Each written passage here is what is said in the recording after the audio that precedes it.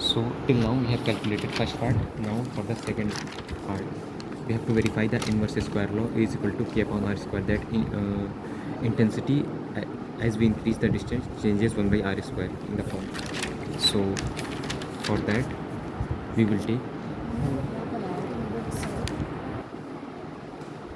So we will come here, and now how we will do this. The setup will be same as earlier. I'm again repeating. Consider it's turn off for the second table. Now I'm turning on the setup. I will turn this on. Now I will adjust the voltage adjuster to 0. Make sure current multiplier at 0.001. Intensity is at maximum. Now voltage direction, so earlier it was negative, now I will change it positive. Now everything is voltage adjusted, it is at 0. Now first of all I will take only one filter. Like first table I will take red filter. So for first table we will take red filter 635 nanometer wavelength for this filter, and in this table we will change distances. Like I will start from 18 like here, and on the gap of 2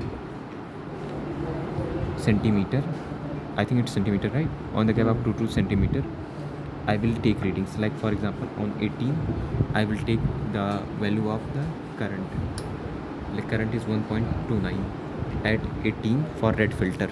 You can see in the table also at 18 distance for red filter current is almost 1.3, and here you can see it's almost 1.29. As I will increase the distance, the intensity will decrease and current will also decrease. As you can see here, I am increasing the distance, the current is decreasing. Similarly you will change. For first table we will use red filter. Similarly for the second table we will use any other filter. For other filter current will change significantly, and we can see that again we will put it on 18 centimeter. On 2 gap we will keep changing our distance, and we will take up to, you can take up to 28 or 30, and then you will plot graph, and from that you can verify that the slope is almost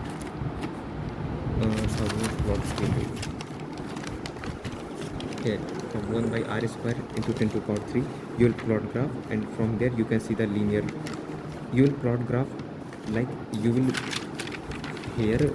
You will not write value of r square. You will write value of 1 by r square into in the form 1 by r square.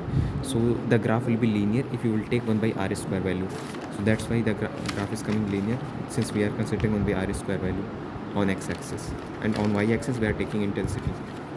So from this equation you can see if 1 by r square we are taking as so it will be only one variable, and due to constant nature the graph will come in slope lines. So similarly our second table inverse square law is verified. That's it.